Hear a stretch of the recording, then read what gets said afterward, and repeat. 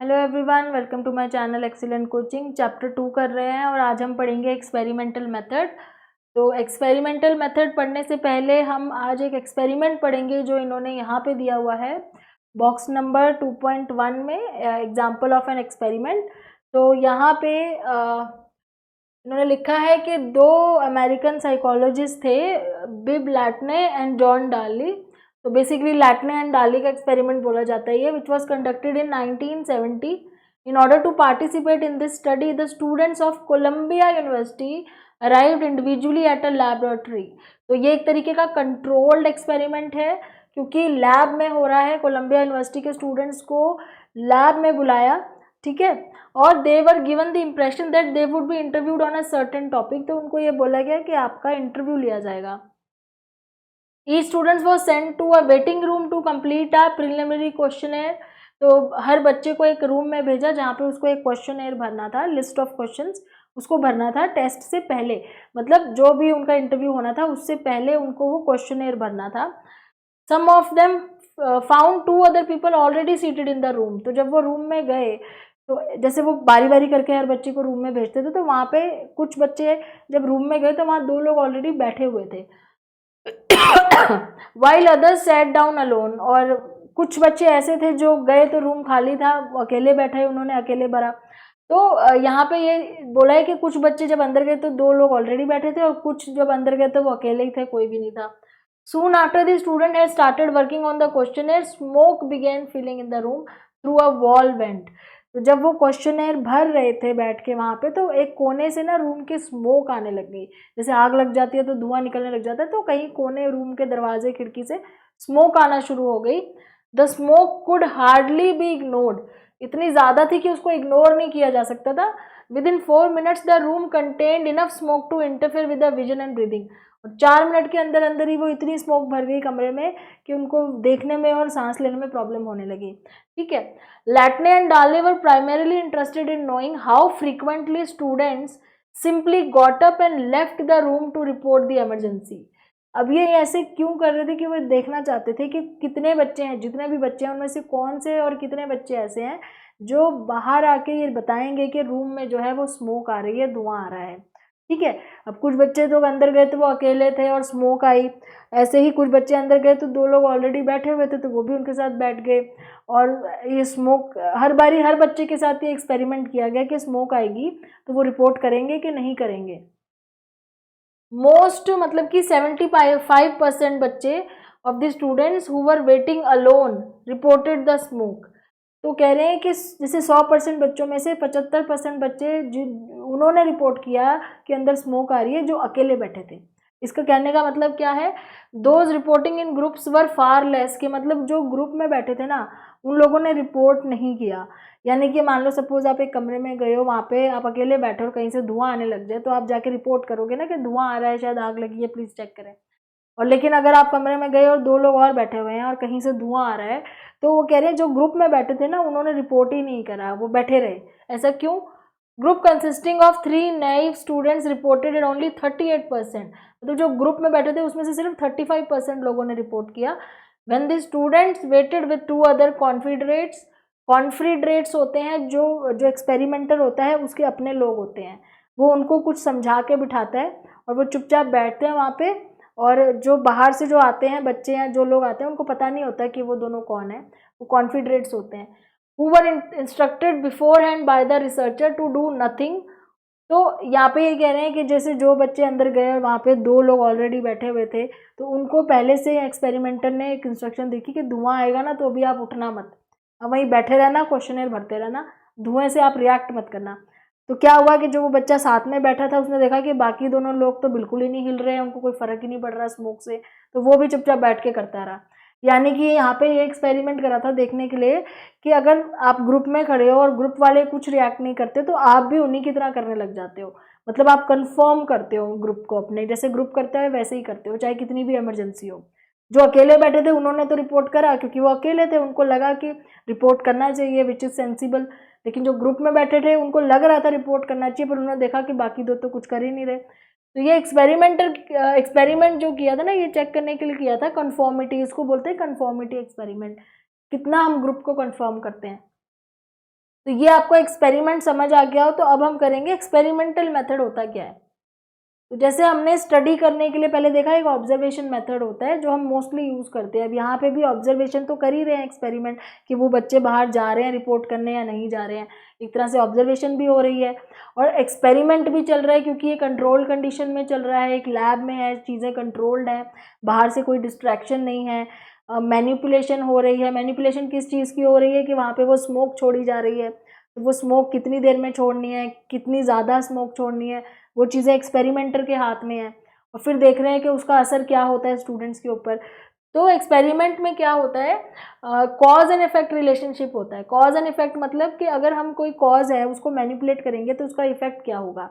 तो यहाँ पे कॉज क्या था कि स्मोक है, उसको आप मैनिपुलेट कर रहे हो तो उसका इफेक्ट क्या हो रहा है, तो कॉज एंड इफेक्ट रिलेशनशिप है between two sets of event और variable in a controlled setting. तो दो वेरिएबल होते हैं। वेरिएबल का मतलब क्या है, जिस चीज़ को चेंज किया जा सकता है। तो जैसे स्मोक के अमाउंट को चेंज किया जा सकता है ना, स्मोक ज़्यादा करनी है कम करनी है, वो वेरिएबल है। उसका इफेक्ट दूसरे वेरिएबल पे क्या हो रहा है, मतलब बच्चों के रिएक्शन पे क्या इफेक्ट हो रहा है, वो कैसे रिएक्ट कर रहे हैं, वो चीज़ चेक करते हैं कंट्रोल कंडीशन में। It is carefully regulated procedure, regulated होता है in which changes are made in one factor and effect is study on the another factor। एक चीज़ में चेंज करते हैं देखने के लिए कि दूसरे में क्या चेंज आ रहा है। तो जैसे स्मोक जो है एक फैक्टर है, उसका असर देख रहे हैं बच्चों के रिएक्शन पे, ठीक है। In the experiment cause is the event being change और मैनिपुलेटेड। तो कॉज को हम चेंज करते हैं, मैनिपुलेट करते हैं, और इफेक्ट वो बिहेवियर होता है जो मैनिपुलेशन की वजह से होता है। तो जैसे वहाँ पे जो स्मोक थी वो कॉज था और उसकी वजह से वो बच्चे कैसे रिएक्ट कर रहे हैं, यानी कि वो रिपोर्ट करते हैं या नहीं करते हैं, वो एक तरह से बिहेवियर हो गया जो उसका इफेक्ट है। तो ये कॉज है, ये इफेक्ट है। तो कॉज का असर इफेक्ट पे क्या हो रहा है, कॉज एंड इफेक्ट रिलेशनशिप जब हम देखते हैं और कंट्रोल्ड कंडीशंस होती हैं, मतलब वहाँ पे और कोई नहीं है, कोई नॉइज़ नहीं है, कोई डिस्ट्रैक्शन नहीं है, कोई और चीज़ ऐसी नहीं है, जैसे कोई फ़ोन नहीं रखा हुआ है जहाँ पे वो कॉल कर सकते हैं, कंट्रोल्ड कंडीशन है, कोई एक्स्ट्रा चीज़ नहीं है, तो उसको एक्सपेरिमेंटल मेथड बोलते हैं। वेरिएबल्स क्या होते हैं, जैसे आपने एक्सपेरिमेंटल मेथड में पढ़ा कि कॉजल रिलेशनशिप होता है जिसमें दो वेरिएबल्स के बीच में हम निकालते हैं। तो वेरिएबल होते क्या है, variable is something which varies, जो चीज़ चेंज होती है, वेरी करती है, चेंज होती है और उसको मेजर किया जा सकता है, उसको वेरिएबल बोलते हैं। अलग अलग वैल्यूज हो सकती हैं, वेरिएबल चेंज हो सकता है और उसको मेजर करा जा सकता है। An object by itself is not a variable but it attributes are, for example जो पेन आप यूज़ कर रहे हो लिखने के लिए वो वेरिएबल नहीं है, बट उसकी वेराइटीज़ जो है, अलग अलग टाइप के पेन हो गए, शेप के, साइज़ के, कलर के, मतलब एक चीज़ वेरिएबल नहीं होती लेकिन उसके जो फीचर्स होते हैं ना वो वेरिएबल्स होते हैं। तो एक ह्यूमन बीइंग वेरिएबल नहीं है, लेकिन ह्यूमन बीइंग की इंटेलिजेंस, ह्यूमन बीइंग का रिएक्शन, ह्यूमन बीइंग की इंटरेस्ट, उसके लाइक्स, उसके डिसलाइक्स, उसके एट्रीब्यूट्स, वो वेरिएबल होते हैं। तो ऑब्जेक्ट खुद से वेरिएबल नहीं होता, उसके एट्रीब्यूट्स या फीचर्स होते हैं। तो the room in which you are sitting is not a variable, तो जिस रूम में आप बैठे हो वो वेरिएबल नहीं है, उसका साइज और उसका कलर और उसके जो अंदर डिजाइनिंग है वो सारी चीज़ें वेरिएबल है। ऐसे ही height of an individual is another variable, individual खुद वेरिएबल नहीं है पर उसकी हाइट, उसका वेट, वो सब वेरिएबल है। तो people of different races have different colour, young people have started dyeing their in different colours. तो ये सारे वेरिएबल्स हैं, मतलब ये बोल रहे हैं। तो वेरिएबल को हम चेंज कर सकते हैं और हम ये देख सकते हैं कि एक वेरिएबल का दूसरे वेरिएबल पे क्या असर होगा, तो उसको बोलते हैं experimental method. And variables are of many types. दो तरह के वेरिएबल होते हैं, एक होता है इंडिपेंडेंट वेरिएबल और दूसरा होता है डिपेंडेंट वेरिएबल। इंडिपेंडेंट वेरिएबल होता है जिसको मैनिपुलेट या ऑल्टर किया जाता है, जिसकी स्ट्रेंथ को रिसर्चर या एक्सपेरिमेंटर कह लो जो मैनिपुलेट करता है। जैसे हमारे एक्सपेरिमेंट में स्मोक को मैनिपुलेट किया जा रहा था, कम करना, ज़्यादा करना। ऐसे कोई और चीज़ भी हो सकती है, जैसे म्यूज़िक चल रहा है सपोज, अब आप देखना चाहते हो म्यूज़िक में वो कितने अच्छे से फॉर्म भर सकते हैं या नहीं, तो आपने बहुत तेज़ म्यूज़िक चला दिया, फिर आपने म्यूज़िक कम करके देखा, तो आप म्यूज़िक चेंज कर रहे हो। वो एक तरह का इंडिपेंडेंट वेरिएबल है जिसको भी आप चेंज कर सकते हो, मैनिपुलेट कहते हैं, मैनिपुलेट कर सकते हो, ऑल्टर कर सकते हो। जो एक्सपेरिमेंटर जो होता है वो करता है, वो होता है independent variable. It is the effect of this change in the variable which the researcher wants to observe. फिर उसी का इफेक्ट क्या हो रहा है उसको स्टडी करना चाहते हैं हम। तो जो ऊपर एक्सपेरिमेंटल हमने पढ़ा वहाँ पे क्या था कि researcher wanted to examine the effect of presence of other person on the reporting on smoke. वो ये देखना चाहता था कि लोग कमरा अगर खाली है और स्मोक आती है तो बच्चे रिपोर्ट करेंगे, यहाँ कमरे में लोग हैं ऑलरेडी और स्मोक आ रही है तो बच्चे रिपोर्ट करेंगे। तो इस तरह से इंडिपेंडेंट वेरिएबल क्या था, the presence of other person on reporting of the smoke. तो independent variable was the presence and absence of other person. तो यहाँ पे कह रहे हैं कि इंडिपेंडेंट वेरिएबल हो सकता है किसी और पर्सन का प्रेजेंट होना या एब्सेंट होना, और उसका असर डिपेंडेंट वेरिएबल पे क्या होगा। तो डिपेंडेंट वेरिएबल क्या होगा कि उन्होंने कितनी बार रिपोर्ट किया। Dependent variable represent the phenomena the researcher wants to explain. It is expected that change in the dependent variable will ensue from the changes in the independent variable. मतलब जब हम इंडिपेंडेंट वेरिएबल चेंज करेंगे तो dependent variable change होगा। तो जैसे मैंने बोला कि जब हम नॉइज़ लेवल बढ़ाएंगे कम करेंगे तो उनके परफॉर्मेंस में फ़र्क आएगा। तो कोई पढ़ाई कर रहा है, आप देखना चाहते हो कि वो डिस्टर्बेंस में पढ़ाई कर पाता है नहीं करता, तो आप क्या करोगे, डिस्टर्बेंस को कभी बढ़ाओगे कभी कम करोगे, तो आप चेक करोगे कि उसका इफेक्ट उसकी परफॉर्मेंस जो कि एक डिपेंडेंट वेरिएबल है उस पर हो रहा है या नहीं हो रहा। तो यहाँ पे लिखा है the frequency of reporting of smoke जो है ना वो डिपेंडेंट वेरिएबल था कि कितनी बार उन्होंने रिपोर्ट करा। तो ये हो गए आपके दो टाइप ऑफ वेरिएबल, इंडिपेंडेंट और डिपेंडेंट वेरिएबल। तो independent variable is chosen by the researcher and is not only the variable that influences the dependent variable. अब इंडिपेंडेंट वेरिएबल क्या होगा आपकी स्टडी में, कौन चूज करेगा, आप एज अ रिसर्चर खुद चूज करोगे। आप जो स्टडी करना चाहते हो आप खुद ही देखोगे ना उसमें इंडिपेंडेंट वेरिएबल क्या होगा। अगर आप ये देखना चाहते हो कि एक्सरसाइज करने से लोगों की फिटनेस में क्या फ़र्क आता है, तो एक्सरसाइज कम करना ज़्यादा करना आप मैनिपुलेट करोगे इसी चीज़ को, तो देखोगे कि जो कम करते हैं उनकी फिटनेस कैसी होती है या जो ज़्यादा करते हैं उनकी। तो ये इंडिपेंडेंट वेरिएबल क्या हो गया, एक्सरसाइज, और उसका इफेक्ट उनकी हेल्थ पे क्या हो रहा है, तो हेल्थ हो गया डिपेंडेंट वेरिएबल। तो ये तो रिसर्चर ही डिसाइड करता है कि उसका इंडिपेंडेंट वेरिएबल क्या होगा और डिपेंडेंट वेरिएबल क्या होगा। तो अब यहाँ पे कह रहे हैं कि independent and dependent variable are chosen because of the researchers theoretical interest, जो आपका जो रिसर्च होती है उसके बेस पे चूज करते हैं। There are many other relevant और एक्सट्रेनियस वेरिएबल दैट इन्फ्लुएंस। अब ये इंपॉर्टेंट है यहाँ पे कि कभी कभी क्या होता है हमारी स्टडी में, जब हम देख रहे हैं कि इंडिपेंडेंट वेरिएबल का असर डिपेंडेंट वेरिएबल पे क्या होता है, मतलब हमारी स्टडी क्या होती है कि हम ये देखना चाहते हैं कि इंडिपेंडेंट वेरिएबल का डिपेंडेंट वेरिएबल पे क्या इफेक्ट होगा। तो कभी कभी ना उसमें एक बीच में एक्सट्रेनियस वेरिएबल आ जाता है जिसकी वजह से हमारा जो रिजल्ट है वो खराब हो सकता है, मतलब वो इन्फ्लुएंस कर सकता है डिपेंडेंट वेरिएबल को। तो ये एक्सट्रेनियस वेरिएबल क्या होते हैं, जैसे मैंने आपको भी क्या एग्जांपल दिया कि जो लोग एक्सरसाइज करते हैं, आप देखना चाहते हो कि जो ज़्यादा एक्सरसाइज करते हैं क्या उनकी फिटनेस ज़्यादा अच्छी होती है। आपका इंडिपेंडेंट वेरिएबल हो गया एक्सरसाइज, डिपेंडेंट वेरिएबल हो गया फिटनेस। लेकिन आपने देखा कि भाई जो ज़्यादा एक्सरसाइज कर रहे हैं ऑब्वियसली वो ज़्यादा फिट है, लेकिन आपको बीच में ये चेक करना भूल गए कि क्या वो डाइट भी बहुत ज़्यादा कंट्रोल लेते हैं। हो सकता है कि वो डाइट ऐसी लेते हो जिससे उनकी फिटनेस अच्छी रहती हो। सिर्फ एक्सरसाइज नहीं, मतलब वो हो सकता है अपना खाना भी ऐसा है जैसे फैट कम खाना हो या डाइट कम लेना, कुछ बीच में ऐसा कुछ ले रहे हैं जिससे उनकी फिटनेस अच्छी है। अब वो जो बीच में डाइट वगैरह का था वो आपने ध्यान नहीं दिया और वो बन गया आपका एक्सट्रेनियस वेरिएबल।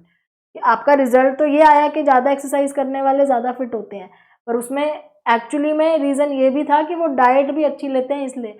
तो डाइट जो बीच में आ गई आपके रिजल्ट के वो हो गया एक्सट्रेनियस वेरिएबल।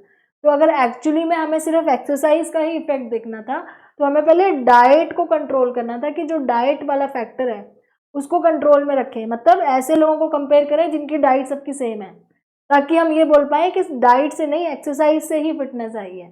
तो वो एक्सट्रेनियस वेरिएबल बन गया डाइट।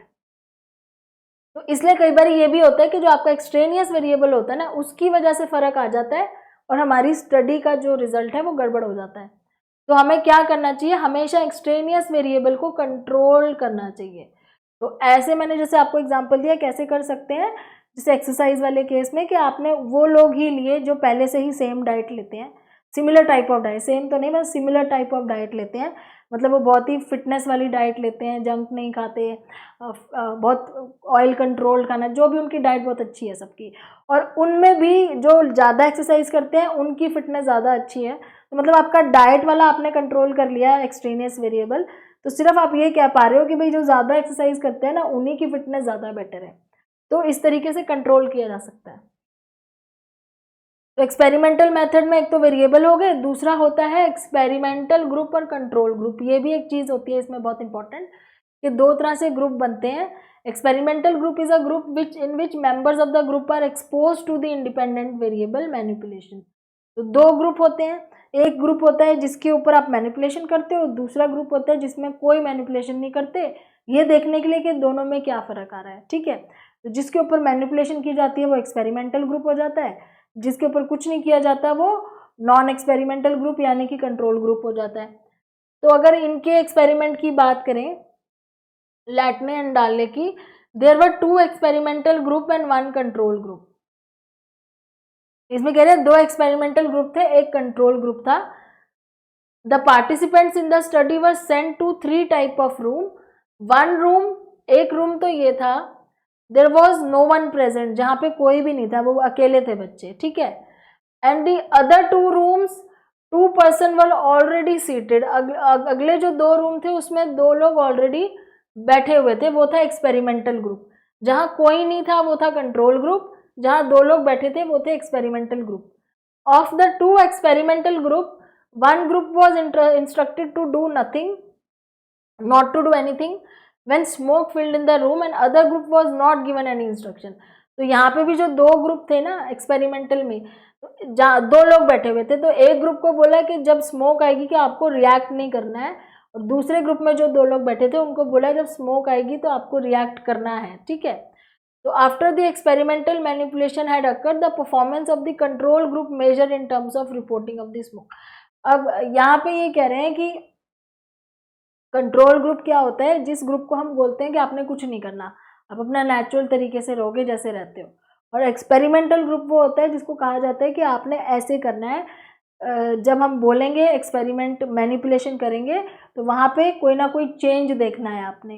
तो जैसे अब ऊपर वाले में ये कह रहे हैं कि 3 कमरे थे, जैसे उन्होंने वहाँ तो डिटेल में नहीं लिखा था, और यहाँ ये डिटेल में बता रहे हैं कि एक्चुअली में 3 कमरे थे।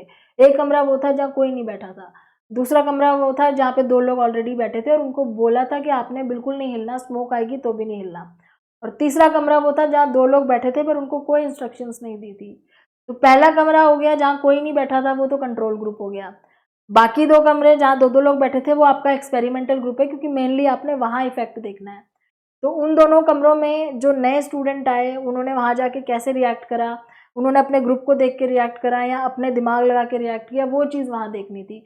तो हम आपस में तीनों का ही कंपैरिजन कर रहे हैं, यानी कंट्रोल ग्रुप का और एक्सपेरिमेंटल ग्रुप का कंपैरिजन करते हैं ये देखने के लिए कि कोई फ़र्क दोनों में है या नहीं है। ठीक है, तो now it was found that the control group participants reported maximum number about the emergency.